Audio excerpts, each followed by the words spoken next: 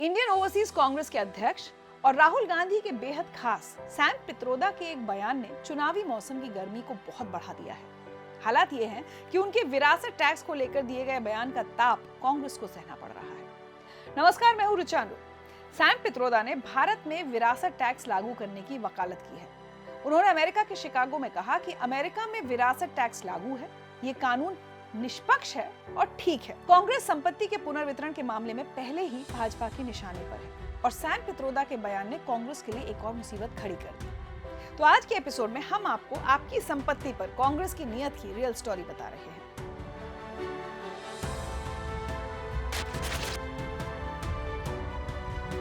Let me tell you, in America, there is an inheritance tax. So if, let's say, one has $100 million worth of wealth, and when he dies, he can only transfer probably 45% to his children. 55% is grabbed by government. Now that's an interesting law.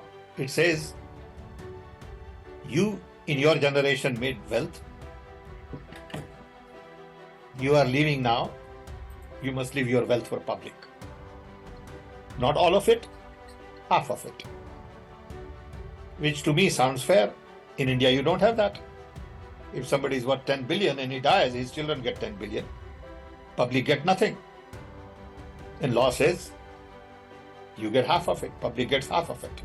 Sam Pitroda ने कहा कि America में अगर किसी के पास $100 million की संपत्ति है तो संपत्ति के मालिक की मृत्यु के बाद सिर्फ 45% संपत्ति ही उसके बच्चों को दी जा सकती है, जबकि कुल संपत्ति के 55% पर सरकार का हक होना चाहिए। पित्रोदा ने कहा कि एक दिलचस्प कानून है। ये कहता है कि आपने अपनी पीढ़ी में संपत्ति बनाई और अब आप जा रहे हैं, तो ऐसे में आपको अपनी संपत्ति जनता के लिए छोड़नी चाहिए, पूरी नहीं, कम से कम आधी। पित्रोदा ने कहा कि भारत में ऐसा कोई कानून नहीं है। दौलतमंदों की मृत्यु के बाद सब कुछ उनके बच्चों को मिलता है, जनता को कुछ नहीं मिलता। इसलिए इस तरह के मुद्दों पर बहस और चर्चा होनी चाहिए। कांग्रेस ने तो अपने इंडियन ओवरसीज अध्यक्ष सैम पित्रोदा के बयान से किनारा कर लिया, लेकिन भाजपा ने उनके बयान को हाथों हाथ ले लिया।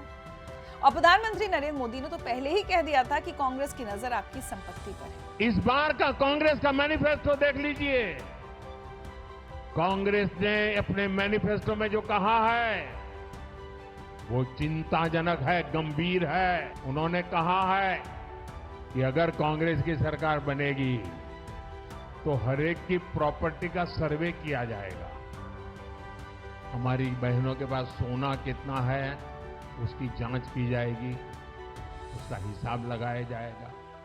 हमारे आदिवासी परिवारों में चांदी होती है, सिल्वर कितना है उसका हिसाब लगाया जाएगा।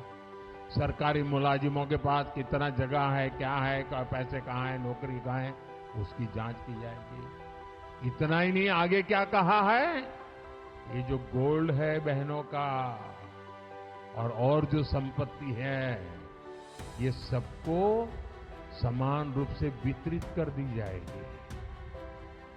क्या ये आपको मंजूर है? क्या आपकी संपत्ति सरकार को हड़पने का अधिकार है? क्या आपकी संपत्ति को, आपने मेहनत करके कमाई हुई संपत्ति को सरकार को ऐंठने का अधिकार है? क्या वैसे ऐसा एक कानून 1950 के दशक में भारत में था, जिसे एस्टेट ड्यूटी एक्ट 1953 कहा जाता था। इस कानून के अंतर्गत विरासत में मिली संपत्ति के कुल मूल्य का 85% तक एस्टेट ड्यूटी के रूप में देना पड़ जाता था। यहाँ तक कि कानूनी रूप से विरासत में मिली संपत्ति को उपहार मान लिया जाता था। हालांकि इस एक्ट को राजीव गांधी की कांग्रेस सरकार ने 1985 में हटा दिया था। एक्ट को हटाने की टाइमिंग भी एक बहस का मुद्दा बनी थी। शायद इत्तेफाक ही होगा कि 1984 में तत्कालीन प्रधानमंत्री इंदिरा गांधी की हत्या कर दी गई और 1985 में विरासत टैक्स की व्यवस्था को उनके पुत्र और देश के प्रधानमंत्री राजीव गांधी ने समाप्त कर दिया। खैर, मुद्दे पर वापस लौटते हैं। दरअसल विरासत या inheritance tax America, UK, France, Germany और जापान जैसे कई देशों में लागू है, लेकिन भारत का संविधान इस कानून का समर्थन नहीं करता। भारत में विरासत पर टैक्स का कोई प्रावधान नहीं है, चाहे संपत्ति अचल हो या चल। हाँ, अगर विरासत में हासिल की गई संपत्ति को बेचा जाता है या उस पर कोई फायदा कमाया जाता है तो नए मालिक को टैक्स देना होगा। इनकम टैक्स एक्ट 1961 के अनुसार वसीयत या विरासत में हासिल संपत्ति टैक्स के दायरे में नहीं आती है। एक बार अगर आप विरासत में मिली संपत्ति के मालिक बन जाते हैं तो उस संपत्ति पर फायदा मिलने की स्थिति में ही आपको कैपिटल गेन्स टैक्स देना होगा। टैक्स फाउंडेशन की 2015 में छपी एक रिसर्च के अनुसार एस्टेट या इनहेरिटेंस टैक्स बेहद खराब आर्थिक नीति है। ये घरेलू जमा पूंजी पर एक बोझ की तरह है। दशकों बाद अब कांग्रेस के सैम पित्रोदा ने विरासत टैक्स पर फिर बहस छेड़ दी है। कांग्रेस सैम पित्रोदा के विरासत टैक्स वाले बयान के बाद बैकफुट पर है, लेकिन सियासी सेक्टर में ये चर्चा काफी गर्म है कि कांग्रेस भारत में विरासत टैक्स लागू करना चाहती है। अगर कांग्रेस ने किया तो इसका क्या परिणाम होगा? क्या लोगों के गहने जेवर छीन लिए जाएंगे जो पीढ़ी दर पीढ़ी विरासत के रूप में उन्हें मिलते आ रहे हैं? या गरीबों की मृत्यु के बाद उनके घर छीन लिए जाएंगे जो भाजपा सरकार ने उनके लिए 4 करोड़ घर बनाए और 3 करोड़ और घर बनाने का प्लान है? क्या कांग्रेस विरासत टैक्स के नाम पर इन गरीबों के आधे घर हड़प लेगी जब उनके बच्चों को विरासत के तौर पर ये घर मिलेंगे?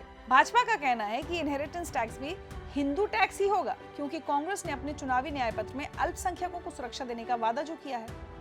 ये तो तय है कि कांग्रेस मुसलमानों के पर्सनल लॉ को तो हाथ भी नहीं लगाएगी। फिलहाल तो कांग्रेस सैम पित्रोदा के बयान को उनका निजी बयान बता रही है और कह रही है कि कांग्रेस का उनके बयान से कोई लेना देना नहीं है, लेकिन ये बात बिल्कुल साफ है कि कांग्रेस और विरासत टैक्स का सीधा संबंध है।